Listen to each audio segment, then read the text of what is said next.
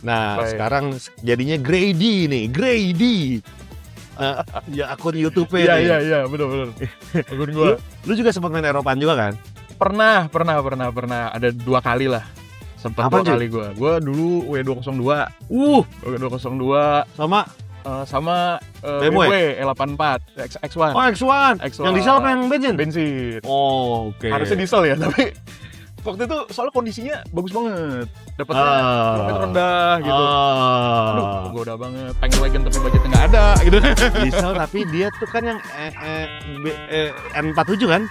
Bensinnya kan? Bensinnya sih 46 Bukan kalau yang gua. bukan yang diesel kan gua N47 lupa kan? lagi Iya, kodenya. N47. Iya. Itu agak ribet karena dia chainnya di belakang. Iya, dan timingnya rantai chainnya itu tuh rantai chain apa sih? Chainnya tuh sering Timingnya. katanya rusak tuh. Iya, sering rusak dan posisi di belakang. Jadi kayak mesti turunin dulu Iya. gitu ya, mau ganti gitu doang. Gitu. Nah, terus akhirnya pertama kali mobil listrik yang lu coba apa? Pertama kali mobil listrik. Waduh, apa tuh ya? Bentar. Gua harus track back dulu. Kayaknya Jepangan sih waktu itu awal. Oh, Sih. di Jepangan.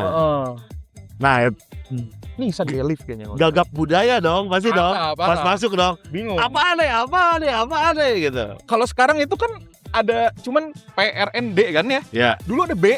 Kalau baru awal-awal masih ada B. Dia apa sih? Braking. Jadi regeneratif brakingnya tuh lebih gede dayanya lah kalau Buat dimasukin ngisi. situ. Iya. Awal-awal B itu apa ya gitu ya. Terus nanya-nanya dulu. Oh kayak gini gitu. Oh. Ini kok ada pedal shift-nya ya? Pedal shift buat apa ya? Ternyata buat ngatur regenerative braking juga. Yeah. Plus minusnya. Kayak gitu. Terus sekarang gila cuy. Lu namanya Cina, sekarang udah Vietnam segala Iya, macam. udah sampai ke brand Vietnam ya. Iya, itu menurut lu persaingan antara mobil listrik Cina, Vietnam dan lain-lain, Jepang, Amerika Iya. bahkan ya. Efeknya apa sih buat customer kayak kita? Oke, satu sih diuntungkannya karena kita pilihannya banyak banget ya.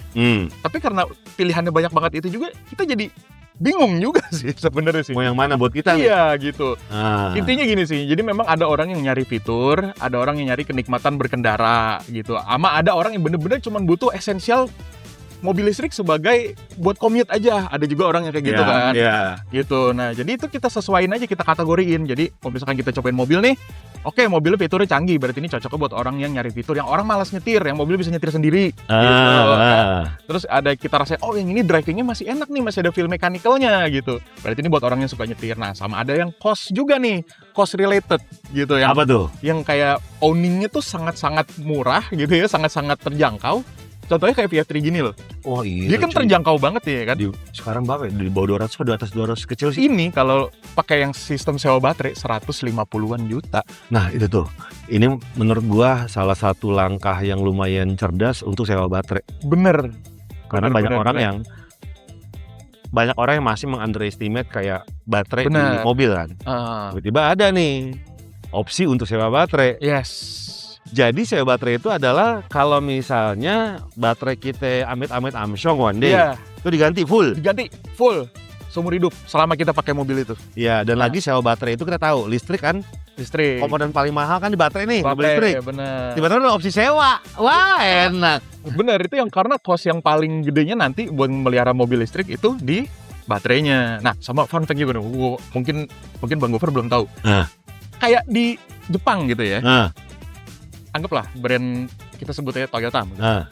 Tahu lah ya mobil listrik Toyota yang ada di sini gitu Ya, ya. tahu. Itu sebenarnya di Jepang nggak bisa dibeli Kenapa? karena mereka cuma bisa disewa doang. Jadi orang Jepang juga udah mikirin itu tuh kayak ini gimana ya nanti kalau misalkan 7 tahun, 8 tahun ke depan mobil ini misalkan butuh maintenance, ini bakal gimana? Jadi Oke. sistemnya dibikin mereka sewa aja deh gitu. Makanya kalau misalkan yang kayak karena mereka mungkin mikirin ini ya, mungkin mikirin sustainability-nya juga, depannya gimana gitu. Jadi kalau misalkan mobil udah nggak dipakai itu mau diapain, mereka balikin aja. Jadi biar mereka yang urusin. Jadi mereka cuma bisa sewa, mereka nggak bisa owning. Sewa baterai, sewa full mobil. Sewa full mobil kalau mereka. Jadi kayaknya gue Oke. rasa ini kayaknya apa ya? Udah kepikiran nih. Iya, perkembangan dari sistem itu. Makanya sekarang ada sistem sewa baterai. Ini juga orang banyak yang skeptis loh, Bang. Lu kalau misalkan baca di komentar ya, Iya. ya elah, gue udah bayar sewa mahal-mahal juga mobilnya nggak punya gue atau kayak baterainya masih kalau misalkan baterainya nggak dibayar, mobil nggak bisa dipakai gitu kan. Orang karena itu masih mindset kita yang kalau misalkan kita bayar apa, ya maunya owning gitu, sama kayak nyewa rumah gitu loh. Mendingan nyicil daripada nyewa gitu. Oh iya. Iya. Padahal kalau kita pikir dari umur baterai ya, sebenarnya sih gue lebih prefer untuk nyewa. yang sewa.